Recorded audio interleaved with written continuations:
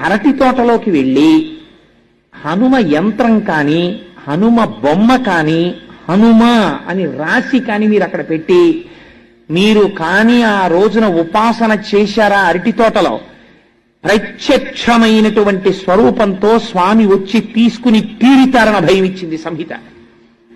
అన్నిటికన్నా ఆయన తొందరగా ప్రీతి దేనివల్ల పొందుతారో తెలుసా అండి?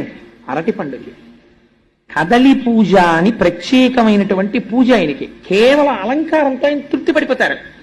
అరటి గెలలిలా దిగేటట్టుగా అలంకారం చేసి అరటి చెట్లు కట్టి అరిటాకులేసి స్వామి చుట్టూ కూడా లేత అరిటాకులు పరిచి మీరు ఆయనకి బాగా ముగ్గిన అరటిపళ్ళు తీసుకొచ్చి అక్కడ పెట్టారనుకోండి, ఏదో ఒక రూపంతో మీకు ఈ కంటికి కనపడిన రూపంతో రాకపోవచ్చు, మీరు గుర్తు పట్టలేరు, కానీ ఏదో ఒక రూపంతో ఆయన వచ్చి తీసుకుని వెళ్ళి తీరుతారు.